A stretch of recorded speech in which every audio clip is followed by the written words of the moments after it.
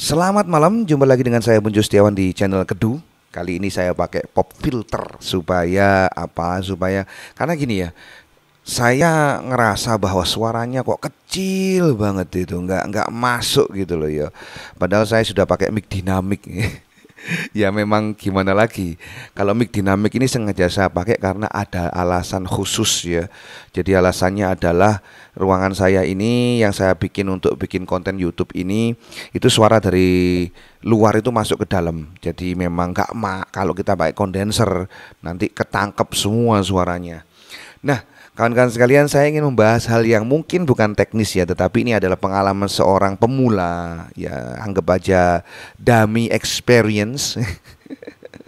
Pengalaman dari saya bukan soundman, saya bukan orang yang ahli dalam bidang audio.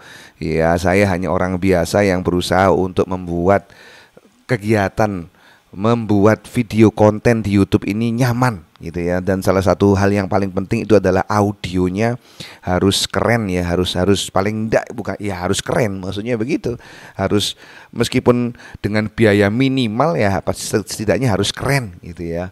Itu tujuannya begitu, meskipun juga ya kita harus ngakalin kiri kanan. Dan saya belum mencapai performa itu. Jujur saja ya. Jadi kesempatan kali ini saya akan terangkan bentuk keputusasaan saya terhadap audio. Saya ingin terangkan kepada Anda. Tetapi itu semua terobati dengan prinsip bahwa ini harus jalan. Ini harus mau gak mau the show must go on. Ini harus bikin. Dan akhirnya saya ngakali pakai cara seperti ini. Kalau seumpama dari Anda ada yang punya pengalaman yang berbeda atau solusi terhadap masalah ini, silahkan komentar di bawah. Boleh mungkin saya bisa mengaplikasikan solusi dari Anda. Tapi sejauh ini yang saya pakai ini, yang dengan setup yang saya punya ini, saya pretty much okay ya. Jadi saya enjoy saja untuk bisa lebih berkarya di YouTube ini. Setting audio menurut saya. Nah ini ya, pertama-tama saya akan bahas ini di luar masalah PC, di luar masalah kamera. Kalau spesifik masalah audio yang saya pakai ya. Jadi yang Anda lihat ini adalah Behringer Zenix Q802 USB, sebuah mixer yang ada USB interface-nya, ada sound card-nya. Jadi bisa langsung dicolokin ke PC dengan harapan nanti bisa langsung rekam dan bisa menginput output dari mixer ini masuk ke PC semuanya. Memang ini harganya budget sekali. Saya waktu itu masih beli harga 1,6 atau 1,8 saya lupa. 3 tahun yang lalu kalau tidak salah. Dan saya membeli ini karena kepraktisannya ya. Jadi waktu itu saya mendengar ada di bawah ini ada 302 kalau tidak salah. Wah, rezeki saya cukup ini kalau buat beli di atasnya. Akhirnya saya beli yang 802 USB ini ya. Dan Anda bisa melihat di situ silang merah yang di sini ya, 1, 2, 3. Ini mouse-nya kelihatan nggak? Nggak kelihatan ya. I don't care with this. Ini yang bikin saya bingung nggak karuan ya. Antara oke lah, ini line in, line out ya. Oke. Kemudian yang 2 ini itu saya bingung sekali. Itu main mix, kemudian tuh phone control, wes saya nggak peduli dengan itu. Saya hilangkan ini semuanya, wes gak peduli aku. Headphone aja, meskipun saya ada headphone, saya nggak pakai headphone. Jadi saya nggak bisa monitoring suara saya sendiri. Iya, saya nggak bisa monitoring suara sendiri, tapi saya yakin saya melihat di OBS ya, meterannya apa ya ibaratnya itu, meterannya si sound itu ataupun mic ini berjalan dengan baik ya. Jadi nggak ngepik amat lah.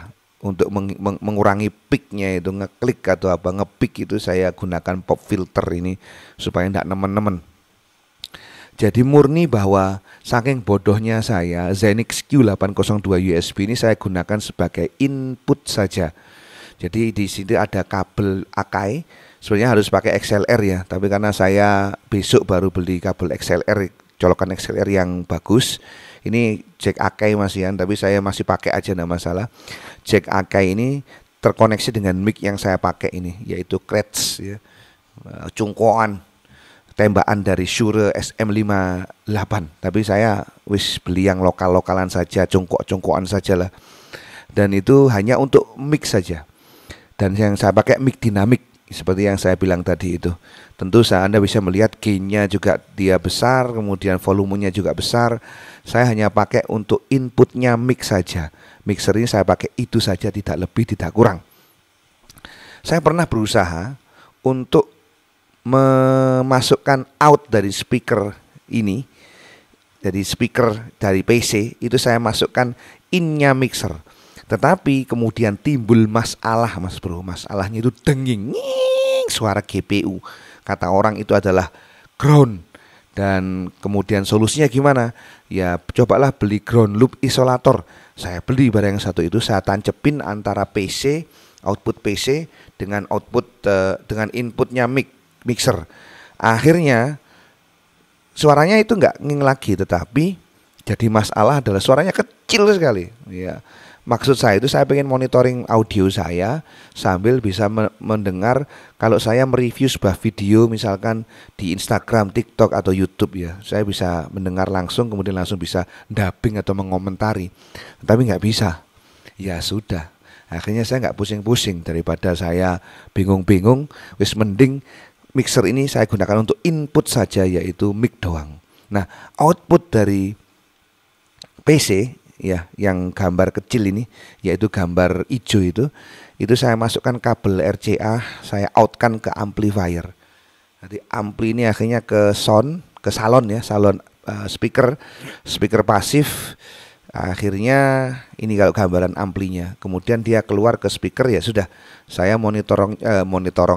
monitoringnya ndak pakai, saya juga ribet pakai headphone. Saya hanya mendengarkan sound dari si speaker ya. Jadi itu adalah solusi bagi saya yang notabene bukan soundman tetapi memang butuh ya cepat supaya masalah audio ini teratasi. Ada mungkin kalau pengguna soundcard mungkin yang lain misalkan Moto M2 atau Focusrite 2i2 third generation atau second generation atau siapa pengguna Focusrite, apakah Anda mengalami hal serupa? Kalau saya di Behringer Q802 USB ini memang kampret ya. Jadi saya bukan menjelekkan kan, dan saya belum ganti loh, saya masih suka saja. Ini nggak bisa monitoring outnya dari PC menuju ke mixer, nggak bisa dimonitoring. Bisa sih, tapi ada suara denging yang sangat-sangat mengganggu. Suara dari GPU-nya itu mengganggu sekali. Mungkin kalau Anda pakai soundcard yang lain mungkin bisa sharing-sharing. Monggo kalau ada pengalaman. Enggak bro, misalkan pakai Focusrite atau pakai Moto M2 atau soundcard yang lain, enggak ada problem serupa. Saya bisa dubbing sambil mengomentari audio yang masuk dari PC misalkan. Dan secara bersamaan bisa direkam. Kalau Anda punya solusi itu monggo silakan saja komentar di video kali ini. Oke, 8 menit sudah. Saya kira itu saja yang bisa saya sampaikan.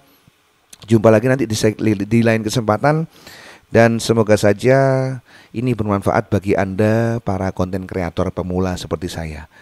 Bye bye.